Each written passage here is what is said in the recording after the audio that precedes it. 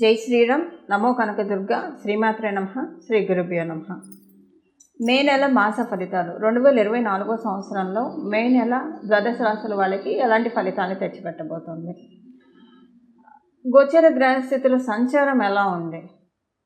అన్నిటికంటే ముందుగా ప్రథమంగా అన్ని రాశుల్లో ప్రథమ రాశి అయిన మేషరాశిలో రవి శుక్రుల సంచారం జరుగుతూ ఉంది. అలాగే వృషభ రాశిలో గురు భగవానుడి సంచారం జరుగుతుంది. మేషరాశిలో ఉన్న రవి సూర్యనారాయణమూర్తి మే 15వ తారీఖు నుంచి మేషరాశి నుంచి వృషభ రాశిలోకి వెళ్తూ ఉన్నారు. కన్యా రాశిలో కేతు భగవానుడి సంచారం, శనైశ్వరుడి సంచారం కుంభరాశిలో, అలాగే మనకి మీనరాశిలో కుజుడు బుధుడు రాహువు వీళ్ళ ముగ్గురు సంచారం జరుగుతూ ఉంది. బుధుడు 11వ తారీఖు నుంచి మీనరాశి నుంచి మేషరాశిలోకి వస్తాడు. శుక్రుడు కూడా ఈ నెల 20వ తారీఖు నుంచి మేషరాశి నుంచి వృషభ రాశిలోకి వెళ్తాడు. అంటే ఆయన స్వస్థానానికి ఆయన వెళ్తూ ఉన్నారు. అక్కడ గురు భగవానుడికి ఆతిథ్యం ఇవ్వడానికన్నా అనుకోవచ్చు. ఎందుకంటే ఇప్పుడే కదా గురు భగవానుడు ఈ నెలలోనే కదా వచ్చింది. గురు భగవానుడికి ఆతిథ్యం ఇవ్వడానికి ఆయన రాశిలోకి వెళ్ళాడు. ఇది ఒక మంచి శుభ పరిణామము. అక్కడ సూర్యనారాయణమూర్తి కూడా ఈ మాసం మధ్యలో రావడము, 20వ తారీఖు నుంచి శుక్రుడు కలవడము, ఇదంతా చాలా మంచి శుభ పరిణామాలకి అంటే ఇది శుభగ్రహ స్థితి అని చెప్పాలి. ఈ శుభగ్రహ స్థితి ద్వాదశ రాశి వాళ్ళకి ఎలాంటి ఫలితం ఇస్తుంది ఈ విషయం మనం చూద్దాము. అయితే ఈ విషయం చూడటానికి ముందుగా ఇక్కడ ఒక విషయం మనం తెలుసుకోవాలి. ఆ విషయం ఏంటంటే రవి గురు శుక్రులు వీళ్ళ ముగ్గురు కలిసి కాలపురుషుడు కుండలిలోంచి 2వ స్థానమైన వృషభ రాశిలో సంచారం. ఇప్పుడు శుక్రుడి రాశి అయిన తులారాశిలో సూర్యనారాయణమూర్తి నీచ పొందుతాడు. అలాగే గురు భగవానుడి యొక్క రాశి అయిన మీనరాశిలో శుక్ర భగవానుడు వృత్తి పొందుతాడు. ఇక్కడ చూసారు ఆ కాంబినేషన్ ఎలా ఉందో. రవి గురుడు శుక్రుడు. గురు భగవానుడి రాశిలోనేమో శుక్ర భగవానుడు ఉచ్చ పొందుతాడు. శుక్ర భగవానుడు రాశిలోనేమో సూర్యనారాయణమూర్తి నీచ పొందుతాడు. సో ఇప్పుడు ఈ కాంబినేషన్ అనేది చాలా ఫలితాన్ని మనందరికీ సూచిస్తుంది ఈ మాసము. ఆ ఫలితాలు ఏంటో మనం చూద్దాము. అయితే ఈ ఫలితాల నుంచి ఒకవేళ అడ్వర్స్ రిజల్ట్స్ ఉంటే వాటి నుంచి అడ్వర్స్ రిజల్ట్స్ అని కాకపోయినా మంచి రిజల్ట్స్ అయినా ఒకవేళ జన్మజాతకం సహకారంగా లేకపోతే పూర్తిగా అందుకోలేరు. కాబట్టి అందుకోవడానికి ఏం పరిహారం చేయాలో అది కూడా మనం చివరిలో తెలుసుకుందాము. ఇవి ఇప్పుడు ఈ వారం ఉన్న గోచర గ్రహస్థితులు. ఇప్పుడు మనం ఫలితాలు తెలుసుకున్నాం. ఈ గోచర గ్రహస్థితులు ద్వాదశ రాశుల వాళ్ళకి కూడా ఎలాంటి ఫలితాన్ని తెచ్చిపెట్టబోతుంది ఈ విషయాన్ని ఈ తదితర అంశాన్ని మనం తెలుసుకుందాం. తులారాశిలో పుట్టిన వాళ్ళందరికీ అష్టమ స్థానం చాలా బలోపేతం కాబోతోంది. ఈ మాసం నుంచి అష్టమ స్థానం బలోపేతం కావడం వల్ల ఒక రకంగా ఆరోగ్యం బాగుపడుతూ ఉంటుంది. మీకు ఆరోగ్య సమస్యలు ఉంటాయి, కానీ ప్రయత్నపూర్వకంగా మీరు కొన్ని జాగ్రత్తలు తీసుకోవాలి. మీరు తీసుకునే ఆహారం విషయంలో చాలా జాగ్రత్తలు తీసుకోవాలి. ఆహారం విషయంలో జాగ్రత్తలు తీసుకోకపోతే ఒబెసిటీ, థైరాయిడ్ లేదా షుగర్ రావడానికి అవకాశం ఉంది. మూడిట్లో ఏదో ఒకటి ఆ విషయంలో ఈ మాసం నుంచి యాక్టివేట్ అవుతున్నది. ఎందుకంటే మీకు తెలియకుండానే ఎవరో ఒకరు తెచ్చియడం కావచ్చు, లేదా మీ ఇంట్లో ఉన్న వాళ్ళు చేయడం కావచ్చు.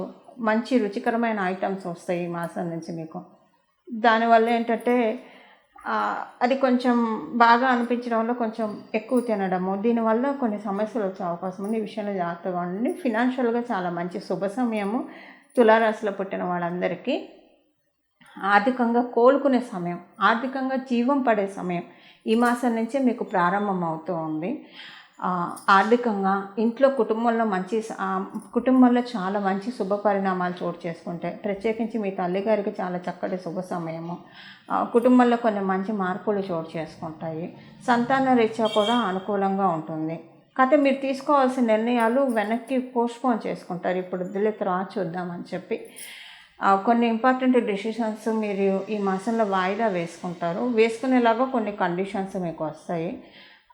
అలాగే ఇంకోటి ఏంటంటే మీకు కాంపిటేటివ్ సక్సెస్ చాలా బాగా ఉంది.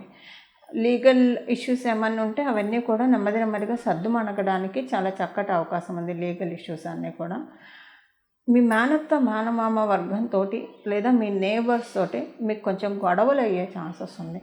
నేబర్స్ తోటి కావచ్చు, మీరు చేసే పని వృత్తి ప్రదేశంలో మీ కొలీగ్స్ తోటి కావచ్చు, మేనత్త మేనమామలు, ఇరుగు పొరుగు వీళ్ళలో ఎవరో ఒకరితోటి కొంచెం వాగ్వివాదాలు ఆర్గ్యుమెంట్స్ అవుతాయి. ఇది మీ మానసిక ప్రశాంతతని కొంచెం తగ్గించేస్తుంది. సో ఎవరితోటి వీలైనంత వరకు ఎక్కువ ఎవరి కంట పడకుండా మీ పనులు మీరు చేసుకుంటే బెస్ట్. ఎందుకంటే కంట పడ్డారంటే కొంచెం గొడవలు అవుతాయి కాబట్టి ఈ విషయంలో కొంచెం మీరు జాగ్రత్తగా ఉంటే మిగతా విషయాలంతా కూడా ఈ మాసం మీకు బాగున్నట్లే. ఎందుకంటే ఉద్యోగస్తులకి వ్యాపారస్తులకి ఇద్దరికీ కూడా అనుకూలంగా ఉంది, ఆర్థికంగా అనుకూలంగా ఉంది కాబట్టి ఇంకా ఉద్యోగస్తులకి వ్యాపారస్తులకి ఈ మాసం అంతా కూడా చాలా చక్కటి అనుకూలమైన పరిస్థితులు సూచిస్తున్నాయి.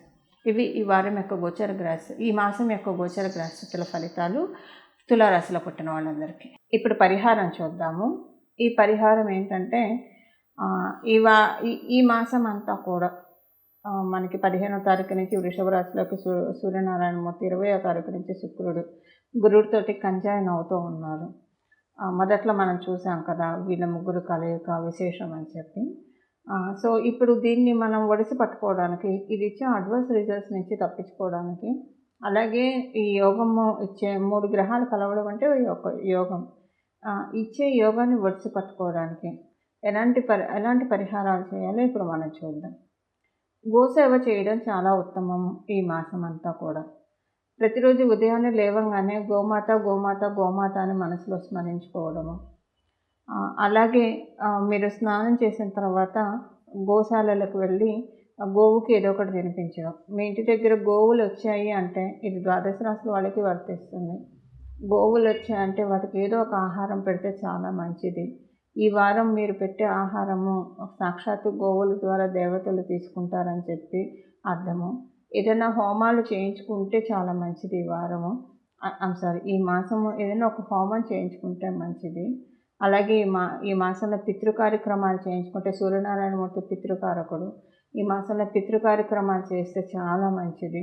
పితృదేవతలు ఆశీస్సులు చక్కగా అందే శుభ సమయంలో మనందరం ఉన్నాము. అందువల్ల పితృ కార్యక్రమాలు చక్కగా మీరు చేయించినా సరే, లేదా మీ తరఫున ఎవరైనా చేయిస్తానన్నా వాళ్ళతోటైనా సరే మీరు చేయించుకుంటే కనుక చాలా అంటే చాలా చక్కటి శుభ ఫలితాలు వస్తాయి. కాలపురుషుడు కుండలిలో ద్వితీయ స్థానం అంటే ధనస్థానంలో శుక్ర భగవానుడు రాష్ట్రాధిపతి ఉన్నాడు. అలాగే డబ్బులనిచ్చే దాత గురు భగవానుడు ఉన్నాడు. అంటే అదృష్టం లక్ అంటారు కదా, లక్కనిచ్చే దాత గురు భగవానుడు ఉన్నాడు. ఐశ్వర్యాన్ని కూడా సూర్యనారాయణమూర్తి ప్రసాదిస్తాడు. సత్రాజిత్తుకి ఎలాగైతే సమంతకమణిని ప్రసాదించాడో అలా ఆయన మనం ఎలా ఆరాధిస్తే అలా మనకి ఫలితాలు ఇస్తారు. అలాంటి సూర్యనారాయణమూర్తి కూడా వృషభ రాశిలో ఉండడం వల్ల పితృ కార్యక్రమాలు విరివిగా చేయాలి. మీరు చేయలేకపోయినా మీకు తెలిసిన వాళ్ళు చేస్తుంటే చేయించండి. అలాగే గోసేవ చేయండి.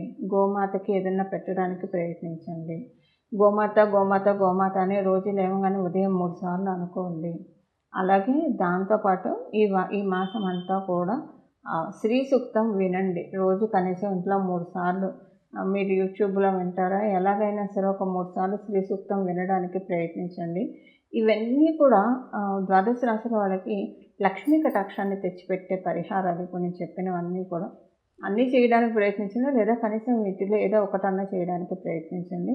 తద్వారా చక్కగా లక్ష్మీ అమ్మవారి ఆశీస్సులు, ఆ లక్ష్మీ అమ్మవారి శ్రీలక్ష్మీ అమ్మవారి కటాక్షం అందుకోండి.